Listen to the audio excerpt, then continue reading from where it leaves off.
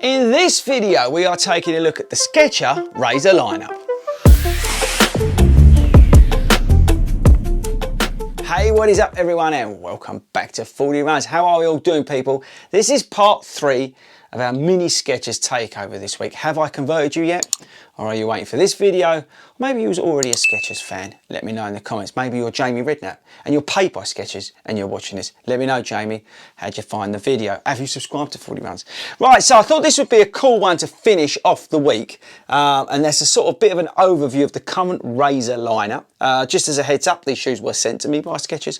I'm not getting paid by Skechers. They didn't ask me to make this video. They've got no idea I'm making this video. I'm not getting paid by Skechers. What else? They got no control over the video, don't get to see it before you. All the usual sort of stuff. If you're new to 40 Runs, the stuff we get in and we review is either sent in, loaned to us, or I buy myself. But these Skechers were sent over by the awesome people at Skechers, and we do love those guys. Right, so let's talk about the Razor lineup from Skechers. Okay, so let's start off with the Speed Elite. We're going to go top end, right? And I need to find a place to put these shoes. I'm going to stick them down here. Hopefully they don't fall down. So this is the carbon plated, they call it marathon shoe, but I wouldn't wear it for a marathon. We've got a carbon plate, we've got a winged carbon plate in this shoe. We've got Goodyear rubber on the outside, we've got M Strike. Now all these shoes feature the Hyperburst midsole. Now if you don't know what that is, check out the video I've done on Skechers shoes and I talk about the what it is and the process that goes into making this. But basically it's a slightly different technique to some of the other shoe manufacturers out there. It's an EVA compound that they like sort of blow a load of CO2, and it's the whole process in which they make it. So it makes it like loads of little, like, not bubbles, but like air pockets in there, which gets its lightness, but it also gets that responsiveness from. Mono mesh upper, fits true to size for me, UK 9.5. If I was wearing a thicker sock, I'd probably go up to a 10. It's basically a racing flat, so it's just U strapped to a carbon plate. And that's probably about it in terms of stats and features. 4mm drop. We're going to weigh it because it weighs as much as a piece of paper. Now I'm going to put some, actually, probably for all these shoes, I'll probably put something up on the screen, save a little bit of time on what each one has and doesn't have and all that sort of stuff. But I'm going to weigh these also in grams, and I will put both up on the screen. Grams, if it's right, is 113 grams, UK 9, no, it can't be. Hang on a sec. 182 grams. I always manage to break her scales, which is probably why she hides them. So ultra lightweight, okay? I don't know whether you've got a lighter shoe than this. Let me know in the comments. Right, so in terms of feel, it's quite a firmish ride. I would say it's not as firm as an Asics Meta Racer, but it's, for me, suited in that 10K area, but fast 10K. I do feel like if I'm running easy in it, it's not very forgiving, but when you get on it and you get after it, it really does pull its weight in terms of helping you out. It's a lot of fun. It doesn't feel in terms of turnover as fast as the Razor Elite, which I'll come on to, but it's still a quick turnover shoe. You feel definitely more of a rocker sensation in this than the Razor Elite, but it's just a lot of fun. Is it as much fun as a Rocket X? Probably not. The Rocket X has got a lot more spring in the Pro Fly. Is it as fast as the Vaporfly? Absolutely not. But is it a very good 10K shoe? 100%. Even at half marathon, you know, if you're some sort of Speed Elite ninja, you're going to get on well with this in terms of the half marathon distance as well. I think this shoe offers something incredible at £137. I think it's real value. If you look at like the Magic Speed from Asics, I'd buy this every day of the week. I just think it's a faster shoe and more feedback coming from the shoe. I think the Asics Magic Speed was a bit of a dud for me, so I would send you definitely towards the Speed Elite. Next up, we've got the Razor Elite. Now, this has got a carbon plate that starts about here, so it's front loaded. Like I said a second ago with the Speed Elite, this has got a very quick turnover in terms of you just feel like you're running really fast. Again, mono mesh upper. I think it's got a 4mm drop. Again, I'll put it up on the screen.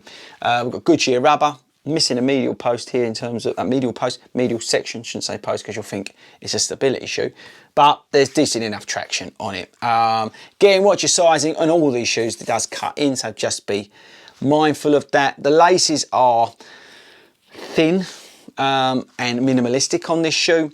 Again, it's very much a racing flat feeling shoe strapped onto a Hyperburst with a front loaded carbon plate, but it's just so quick, over 5k. I wear this shoe for my tempo sessions, interval sessions, and if I was going to go and do park run, but it's not open at the moment, I'd wear this because it's just fast. It's a really, really fast shoe.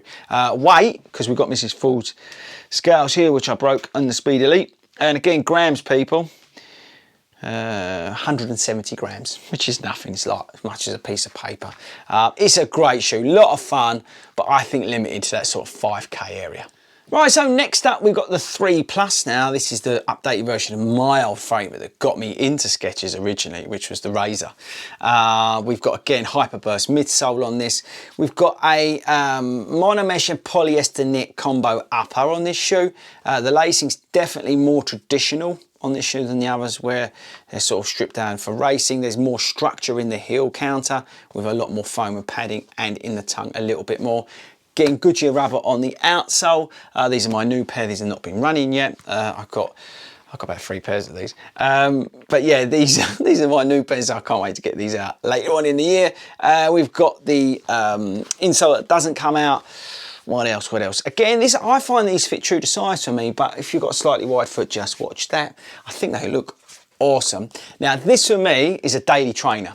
I've got 3 pairs. I've got 2 at the moment. I've got this one. Yeah.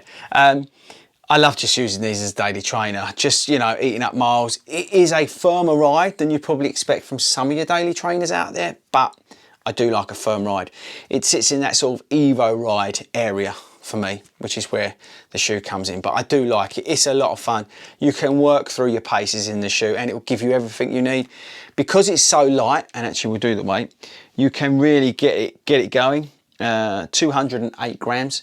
You can really get this shoe going if you want to, but also you've got the sort of flexibility to ease off in your run as well. It's a great shoe, a lot of fun, different to a lot of the sort of daily trainers out there. It's nicer riding than the Kinvara 12, although it's very similar in terms of positioning. It's just that little bit softer, and the Hyperburst with the lightness just gives you that little bit more back. And then lastly, we've got the Razor XS. And by the way, I should have said on all the other shoes, they're readily available here in the UK now, which is one of the reasons why we're doing this video. The Razor 3 Plus was, I think it's about £120 here in the UK. This is £124 here in the UK. So this is more of your sort of higher stacked daily trainer versus the 3 Plus. Again, similar line, Hyperburst midsole, monomesh upper, structure in the heel, so it doesn't feel like a racing shoe, but it is ultra lightweight again. What else are we got in terms of weight? Hang on. 237 grams, so it's the heaviest out of them, but it's obviously got the most stack height. So you've got this bigger slab of Hyperburst. You've got loads of Goodyear rubber on the outsole. You've got the Hyper Arc, not the M Strike. The other shoes have the M Strike. This has got the Hyper Arc, but it's all still about heel to toe transition. The lacing's gone back to that sort of more Razor Elite racing laces versus the 3 Plus, but overall the fit's great. I've gone for a UK 10 in these because they do cut in more than the others.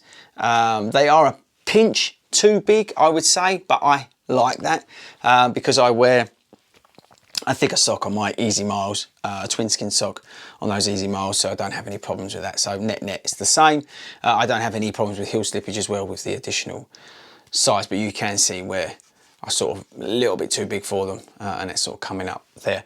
Stability is awesome for me, and they're just great at those Easy Miles. That said, I did kick on the other day and it picked it up well. So again, it's still relatively light. There's still plenty that comes from the Hyperburst midsole. So there's a lot there on offer in terms of versatility as well. This is a great shoe, people. I really, really like this shoe. So that's the lineup from the Razor shoes from Skechers, the performance shoes from Skechers. I would say I would check them out. I mentioned it, I think, in the video I did on the XS. If you're looking for an entry point into Skechers, I would send you to the XS. I think that's a great, perfect way into the brand. It just offers you that lightness. Where is it? That relative lightness, the comfort you get from the Hyperburst, but it is the feeling of the Hyperburst, which is a little bit firmer than some of the other shoes out there, the daily trainer shoes out there. You get the monomesh upper, you get the lacing, and you get the sort of, yeah, just the overall feel of it, you know, the heel to toe transition, that sort of rocker sensation, and you get the good Goodyear rubber on the outsole, so you've got plenty of grip. And at £124, I think this offers a great sort of, yeah, entry point into Skechers. The two sort of nutters at the top of the end of the spectrum, they're great fun, but they do have limited use, I would say. The Razor Elite is a super fun shoe, but for me, it's just that limited at those sort of 5K and then them sort of interval sessions and that sort of stuff, which is fine if you need a shoe to do that. Then, you know, grab it. It is a lot of fun, particularly at park run. And this was great as well. 10K race, if you've seen the video, was cool. Really came alive when I got on it. I like all these carbon plate shoes, but it really came alive when I started getting on it.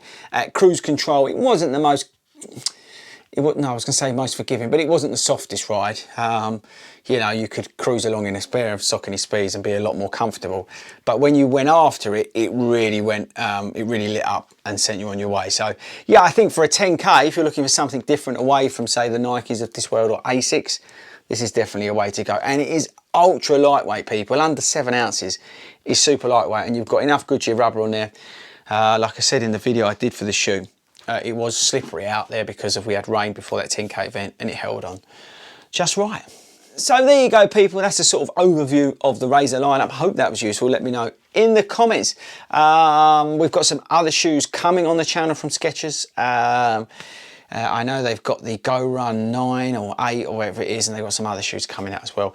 And as soon as they're available here in the UK, we'll get those onto the channel as well. So that's it, people. Don't forget to check out the Skechers. You know I love a pair of Skechers. Why? They're lightweight, they're relatively cheap, and they make you feel awesome. So I'll catch you guys later.